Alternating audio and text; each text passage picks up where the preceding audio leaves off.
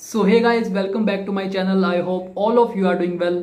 तो दोस्तों, आज की इस वीडियो के लिए मेरे पास आपके लिए बहुत अच्छी खबर है। एक गुड न्यूज़ है, एक पॉजिटिव न्यूज़ है। दरअसल हुआ क्या कि 28 मई को मिनिस्ट्री ऑफ हेल्थ पैनल ने फेडरल गवर्नमेंट ऑफ कनाडा को एक रिपोर्ट जारी की, एक सजेशन जारी किया कि आने वाले दिनों में आप अपने बॉर्डर सिक्योरिटी मेजर्स हैं उनमें कैसे बदलाव लाइए, और जो कि क्वारंटाइन हो गया या फिर कोविड रेस्ट्रिक्शंस की जो भी गाइडलाइंस हैं उनमें बदलाव लाकर आप नए रूल्स लागू कीजिए।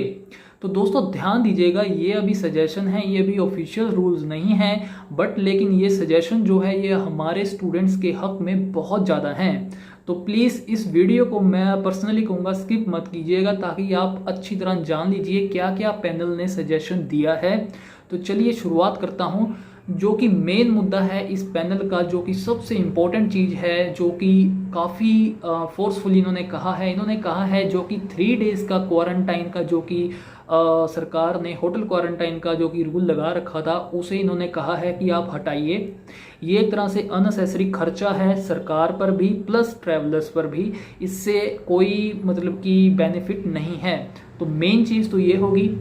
अब इस रिपोर्ट के मुताबिक इन्होंने 5 कैटेगरीज में पीपल को डिवाइड किया है जो कि कनाडा में एंटर होंगे। ठीक है सर। सबसे पहले वो जो कि अनवैक्सीनेटेड हैं, जिन्होंने एक भी डोज नहीं ली है। सेकंड, पार्शली अनवैक्सीनेटेड, यानी कि जिन्होंने एक डोज ली है दूसरी नहीं ली है। तीसरे, फुली वैक्सीनेटेड, दोनों डोज लेने वाले शख्स। चौथा, जो कि कोविड पर्सन है जिसने कि अभी हाल फिलहाल में ही रिकवरी की है। फिफ्थ है एग्जेम्प्ट ट्रैवलर्स। एग्जेम्प्ट ट्रैवलर्स को तो आपको पहले ही पता था कि ये तो किंग होते हैं, इन पर तो कोई रूल लागू ही नहीं होता, तो ये कैटेगरी तो हम अवॉइड ही करेंगे। चलो फिर भी मैं बता दूंगा कि क्या इनके भी बेनिफिट्स इस रिपोर्ट में हैं। तो चलिए, हमारे लिए जो कि मेन है वो तो 3 कैटेगरीज हैं। सबसे पहले मैं आपसे बात करूंगा अनवैक्सीनेटेड पीपल की, जो कि मेजॉरिटी ऑफ पर्सनस हैं जो कि वेट कर रहे थे कि हम अभी नहीं लेंगे, हम अभी सलाह करेंगे, देखेंगे क्या रूल आता है। तो उनके लिए मैं बता दूं क्या क्या इन्होंने नई गाइडलाइंस रखी हैं। सबसे पहले तो यही है कि RT-PCR जो कि अनवैक्सीनेटेड है, जिन्होंने एक भी डोज नहीं लिया है। RT-PCR तो सर आपको कराना ही कराना है, जैसे आप फ्लाइट बोर्डिंग से पहले भी ये रूल था ही था। ठीक है जी। इन्होंने प्लस क्या इन्होंने कह दिया है, अगर आप RT-PCR नहीं करवाते तो आप रैपिड एंटीजन टेस्ट भी करवा सकते हो within 24 hours prior to boarding your flight.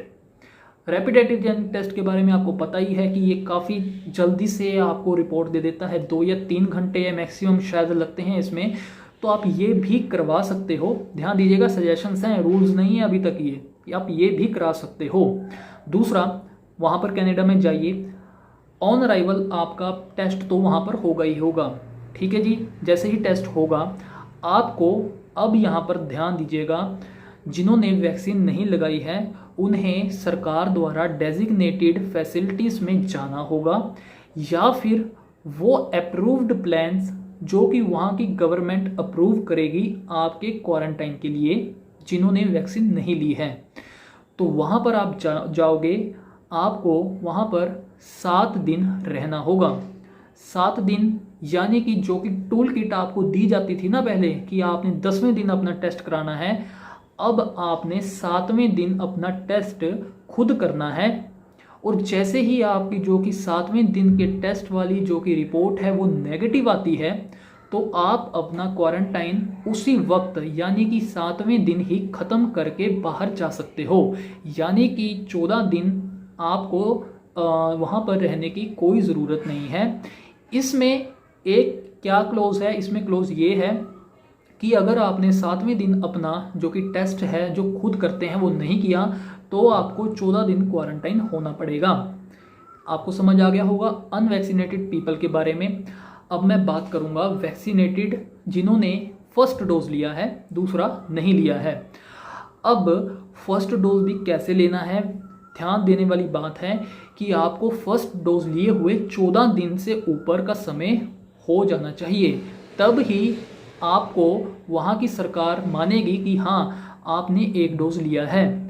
अब इसको भी मैं अच्छी तरह क्लैरिफाई कर देता हूँ। जैसे कि आज मेरी फ़्लाइट है, 30 तारीख है आज, तो यानी कि 16 तारीख से पहले पहले मैंने वैक्सीन ली होनी चाहिए। अगर मैं 16 के बाद वैक्सीन का फर्स्ट डोज लेता हूँ तो मैं अनवैक्सीनेटेड माना जाऊंगा। यानी कि 16 से पहले पहले अगर मैंने लिया है तो ठीक है, तो मैं एक डोज लिया हुआ बंदा माना जाऊंगा।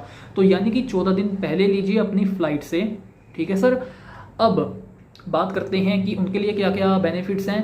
RT-PCR 72 घंटे, रैपिड एंटीजन टेस्ट ये तो कराना ही कराना है।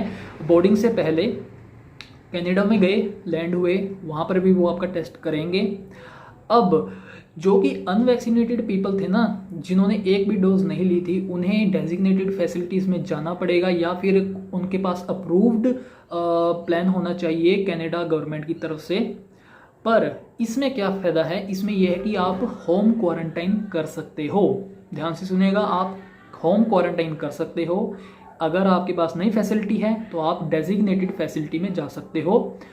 अब यहाँ पर बेनिफिट क्या आता है कि जैसे ही आपकी ऑन अराइवल टेस्ट जो कि कनाडा की सरकार वहाँ पर करेगी, आपकी बॉर्डर पर हुआ होगा, जैसे ही उसका रिजल्ट आपके पास नेगेटिव आता है, जो कि आपको विद इन 1 डे पता चल जाता है, आप उसी वक्त यानी कि विद इन 1 डे आप अपने घर में रहोगे। जैसे ही आपके पास मैसेज आ गया कि आप सर नेगेटिव पाए गए हो, आप उसी वक्त अपना क्वारंटाइन ख़त्म कर सकते हो। आपको 7 दिन रुकने की कोई ज़रूरत नहीं है। ठीक है, आपने डिफरेंस समझ लिया। अनवैक्सीनेटेड में आपको 7 दिन रहना पड़ेगा, बट फर्स्ट डोज वाले को सिर्फ 1 दिन के लिए क्वारंटाइन होना पड़ेगा। वो होम क्वारंटाइन भी कर सकते हैं। जैसे ही उनके पास रिपोर्ट नेगेटिव आई, they are free to go. अब मैं बात करता हूँ वैक्सीनेटेड पीपल की, जिन्होंने दोनों डोज लगा रखे हैं, उनके लिए क्या फ़ायदा है। उनके लिए सर फ़ायदा ये है, उन्हें यहाँ से RT-PCR टेस्ट कराने की कोई ज़रूरत नहीं है इंडिया से। यानी कि वो फ़्लाइट बोर्ड कर सकते हैं बिना RT-PCR रिपोर्ट इमिग्रेशन पर, इंडियन एयरपोर्ट्स पर दिखाए हुए। पर जैसे ही कनाडा में लैंड हुए, वहाँ पर वो सर्विलेंस के लिए आपकी जो कि टेस्टिंग है वो करेंगे। जैसे ही वो वाली रिपोर्ट जो कि ऑन अराइवल रिपोर्ट है आपकी नेगेटिव पाई जाती है, तो आप फ्री हो जाने के लिए। अब जैसे मैंने आपको बताया था ना कि पहले डोज लिए हुए इंसान को 14 दिन हो जाने चाहिए, उसी तरह जिन्होंने दोनों डोज ले रखे हैं उन्हें भी 14 दिन का टाइम निकला होना चाहिए। यानी कि जैसे मैंने आज डोज लिया है अपना, यानी कि फाइनल डोज आज लिया है, तो 14 दिन के बाद अगर मैं ट्रैवल करूँगा तो मेरे को वो फुली वैक्सीनेटेड मानेंगे। ठीक है जी, 14 दिन का ये याद रखिएगा, वरना आपको अनवैक्सीनेटेड माना जाएगा। ठीक है। अब मैं बात करता हूँ कोविड केस की, यानी कि जिसे मेरे दोस्त को भी हाल फिलहाल में कोविड हुआ था। उसके लिए जी देखिएगा ऐसा सीन है, उसके लिए भी उस इंसान को, जैसे कि आज 30 तारीख है, तो 16 तारीख से पहले पहले, 16 मई से पहले पहले उसे रिकवर होना अनिवार्य है। अगर वो 16 तारीख के बाद में रिकवर होता है और फिर अपना प्रूफ दिखाता है गवर्नमेंट को, तो गवर्नमेंट नहीं मानेगी। ठीक है, 16 तारीख से पहले पहले अगर वो रिकवर हो गया, तब वो एप्लीकेबल है इन बेनिफिट्स के लिए जो मैं अब आपको बताने जा रहा हूँ। क्या क्या बेनिफिट्स हैं? बेनिफिट है कि उसे भी यहाँ से, यानी कि इंडिया से RT-PCR करवाने की कोई ज़रूरत नहीं है। जैसे ही कनाडा लैंड होगा, वहाँ पर उसे अपना प्रूफ दिखाना पड़ेगा कि जी मैं रिकवर हुआ था, मुझे था कोविड और मैं रिकवर हो चुका हूँ, ये रहा मेरा प्रूफ, ये रहा गवर्नमेंट की तरफ से मेरे को, उन्होंने ये मेरे को रिपोर्ट दी है कि यू आर नाउ फाइन। तो फिर उसका वहाँ पर भी टेस्ट होगा, ऑन अराइवल टेस्ट होगा, और जैसे ही उसकी रिपोर्ट भी नेगेटिव आती है विद इन 24 आवर्स वो भी फ्री है जाने के लिए।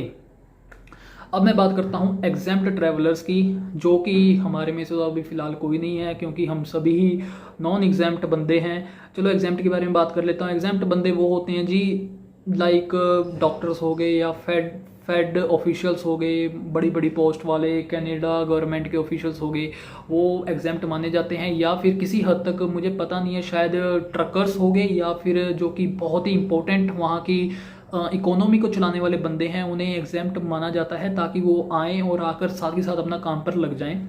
उनके लिए यहाँ से भी कोई RT-PCR करने की कोई ज़रूरत नहीं है। इवन उनका वहाँ पर जाकर भी कोई टेस्ट नहीं होगा, यानी कि कनाडा में पहुँचने के बाद बस उन्हें वॉलेंटरी 10वें दिन या फिर जब भी कनाडा की गवर्नमेंट कहे कि आप अपना टेस्ट करवाइए, उनकी मर्जी है, उन पे थोपा नहीं जाएगा कि आपने करवाना ही करवाना है। उनकी मर्जी है कि वॉलेंटरी वो अपना टेस्ट करवा सकते हैं। ठीक है जी। तो ये रहे सारे रूल्स कि क्या क्या सारी ये नई गाइडलाइंस इन्होंने सजेस्ट की हैं। अब मैं बता दूं, आप मेरे से पूछोगे कि यार मैंने तो कोवैक्सीन ली है और क्या मैं अब अवेलेबल नहीं जाने के लिए एप्लीकेबल नहीं हूँ। तो दोस्तों मेरी पिछली वीडियो में आपने देखा था कि उसमें हिंदुस्तान टाइम्स का आर्टिकल था कि जिन्होंने कोवैक्सीन ली है उन्हें शायद रोका जा सके कि इंटरनेशनल बॉर्डर पार ना करने दिया जाए।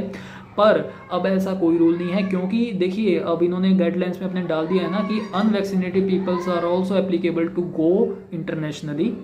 तो होगा क्या कि जब तक आपकी जो कोवैक्सीन है वो WHO द्वारा ऑथराइज्ड नहीं होती या फिर कैनेडियन गवर्नमेंट द्वारा ऑथराइज्ड नहीं होती, आपको अनवैक्सीनेटेड की कैटेगरी में माना जाएगा और आपको ट्रैवल तो करने दिया जाएगा ही जाएगा। ये नहीं है कि हाँ हमें नहीं करने दिया जाएगा, यार आपने गुनाह थोड़ी ना किया है, चलो कोवैक्सीन ली है, अगर नहीं है तो आपको जाने दिया जाएगा, कोई डरने की जरूरत नहीं है, ठीक है ना। और जैसे ही अमेंडमेंट होती है ये 21 जून से पहले हो सकता है कि ये अप्रूव ही कर दें कोवैक्सीन को भी, तो आप इजीली जा सकते हो, ठीक है। ये मेरे सजेशंस हैं कि हाँ आप ऐसा हो सकता है, ऐसा हो सकता है, ये कोई ऑफिशियल रूल्स नहीं है। ऑफिशियल रूल आपको पता है कि चुटकी बजाते हो रात को ट्वीट करते हैं और यहाँ पर भूचाल आ जाता है, तो आपको पता ही है IRCC का कैसे इनका क्या सीन चलता है। बट ये थी सजेशंस, ये थी गाइडलाइंस, ठीक है जी। अब जो आज से डोज लोगे आज सुन लो प्लीज़ ध्यान से कि कोविशील्ड लेना यार, कोवैक्सीन मत लेना, ठीक है ना। कोविशील्ड एस्ट्राजेनेका के रूप में कनाडा में भी अवेलेबल है, ठीक है, ताकि सेकंड डोज आप अपना वहाँ पर वो ले सको, ठीक है। कोविशील्ड ले लेना, कोवैक्सीन मत लेना। थोप नहीं रहा मैं कि हाँ लो ही लो, बट लेकिन अगर आप चाहो तो ले सकते हो, ठीक है। आपको मैंने 5 कैटेगरी के रूल्स बता दिए क्या है क्या नहीं। अब फाइनल एक बारी मैं रिवीजन के लिए आपको ये स्क्रीनशॉट दिखाऊंगा, प्लीज़ स्क्रीनशॉट पर गौर कीजिएगा। इसमें मैं फटाफट आपको बता देता हूँ कि कौन कौन सी कैटेगरी में क्या क्या सुविधाएं ये सरकार देने वाली है सजेशंस के अकॉर्डिंग।